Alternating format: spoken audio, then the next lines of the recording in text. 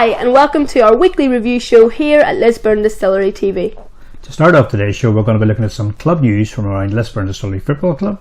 We will then be bringing you the next episode in our Classic Distillery series. This time it'll feature a player who won the Co.Antrim Shield final with Lisburn Distillery back in 1985. And finally, we'll be looking ahead to this week's Saturday fixture for Lisburn Distillery when the Whites return to Irish Cup action.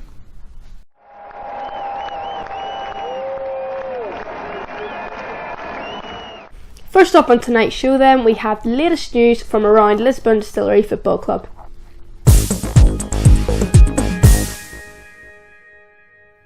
Lisburn Distillery Social Club have current vacancies for part-time casual bar staff based here at New Grosvenor Stadium. Applicants are required to be available for evenings and weekend work on match days and also for regular events. Closing date for applications is this Saturday, November the 4th, and all applicants must be over 18 years old. If you are interested in applying, please contact us through our Facebook page or email us directly at the address shown below. If you're looking for a novel Christmas gift this year, Lisburn Distillery now have some light up bricks for sale. Priced at £20 each, profits from sales will support children's cancer charities. Anyone wishing to place an order can do so by contacting us through our Facebook page or by emailing us at the email address now on view. As these bricks are made to order, a £10 deposit will be required with your order, and the closing date to place orders for Christmas delivery will be next Saturday, the 4th of November. And finally on today's club news, Lisburn Distillery have been given a home draw against Colin Valley FC in this season's Intermediate Cup second round. This match will be played here at New Grosvenor on Saturday, November the 18th, kick-off at 1:30 p.m.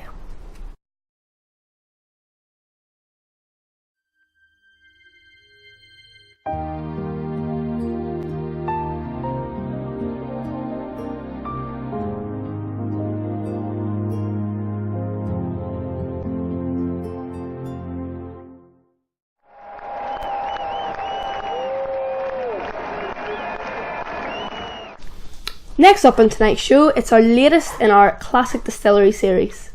And this particular guest was an actual boyhood hero of mine, so I was absolutely delighted to welcome back to the club. The player in question, no less than our 1985 Co.Antrim Shield winner, Francis Smith. And here's what Francis had to say to me.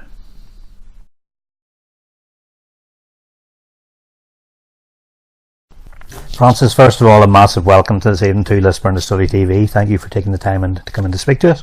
Yep. We're going to start way back in 1981 when you first signed for Lisburn Distillery. Prior to coming to the Whites, you were actually with Sheffield Wednesday.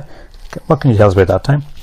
Well, Sheffield Wednesday, I went as a schoolboy. I was there most summer holidays, etc. Then I got apprenticeship forms signed for 2 years. So basically, at that stage, Sheffield Wednesday were sort of on the downward spiral. Yeah, okay.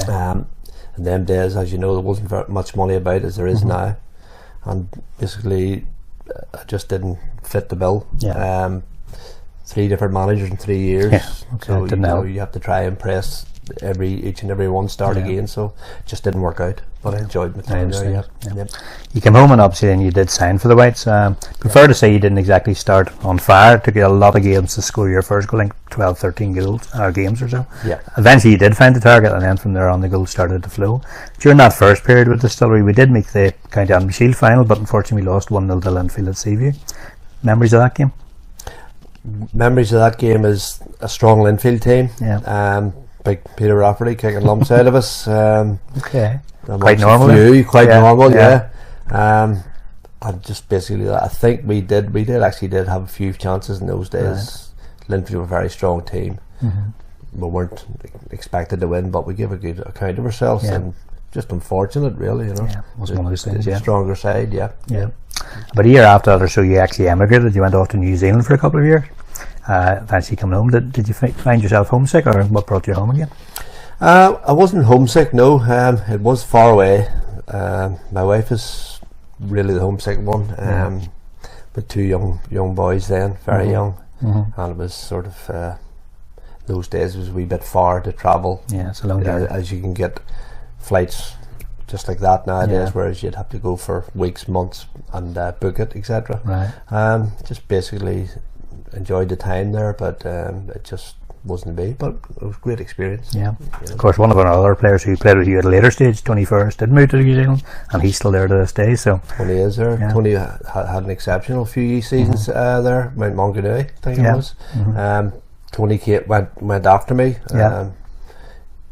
Took my advice a wee bit on it, and the rest is history for him. And I say we still keep in touch. That's good. Now and again, you know. That's good to hear that. Yeah. So you came back eventually then once again to Northern Ireland. You re-signed for the distillery, and you were part of a team under Roy Welch, which was one of the best distillery teams probably we've had in a long time. There was so many quality players on that team. What do you remember of that team? Well, again, you're saying quality players. Obviously, McMinn is the main man. I had a good sort of partnership with Bobby Elliman. Buster was there too. Yeah. Keyhole, you know, could go on and on. Big Williams. Yeah. Again, you mentioned Big Williams. He'll tell you what a great goal he scored in the County Honours. So that'll be his memory of it. Yeah, exactly. But again, it was the team performance on the night. Yeah, the Co.Antrim Shield final, of course. We won that under that team, and it was amazing performance that night. I remember it well. Yeah. Colin Lydia was in Ballymena side. They were strong favourites. Yeah. We basically outplayed them, and Colin Lydia never got a kick. You know, truly a memorable night, and it was a great night, and the support was immense. Yeah, it was absolutely brilliant. You know, that night it was really that sticks out too. You know. Yeah. You eventually finished your distillery career with no less than 62 goals. You broke that magic 50 barrier, so congratulations on achieving that. Thank you. But the one thing that I would say, you probably maybe in other words, you never actually scored a hat-trick. You scored 2 goals on 12 separate occasions, but never actually achieved a hat-trick. Just looking back, does that maybe frustrate you in some way? Well, I was consistent. You were consistent, that's true. No, it didn't really. Maybe at the time it probably would, you know, but as I say, every goal counts as far as I'm concerned, no matter what it is.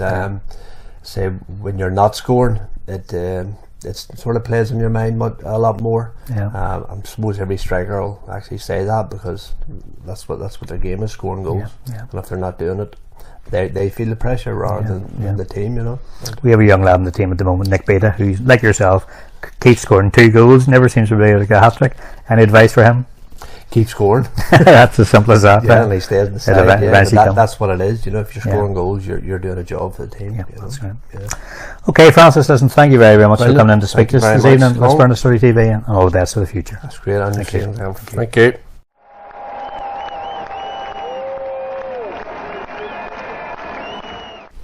Next up for Lisburn Distillery sees the side return to Irish Cup action as they make the long journey to Limavady to take on junior side Newtown. What are your thoughts on that one, Colin? On paper, you think to yourself, junior side should win it. I know from experience it's never that easy, especially when you have to make a long journey to them. So yes, we'll have to be 100% on the game. If we can produce 100% performance in, fingers crossed we'll be in the draw for the 4th round. And with the beauty of the cup comes that sort of beautiful underdog story as well. So we do have to be aware of that. But the Irish Cup is so important. We're in the 3rd round, so we're not very far away from the getting closer. From the top sides coming in. So it's definitely one that we'll want to win. Definitely. So that game takes place this Saturday. It's Saturday the 4th of November. It's at Scroggy Playing Fields in Limavady. The opposition is Newtown. It's a 1:30pm kickoff. So we'd love to have your support on the day following the Whites.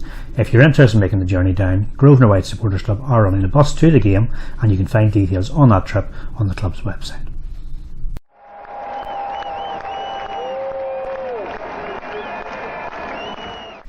So that's it from the 45th episode of Lisburn Distillery TV.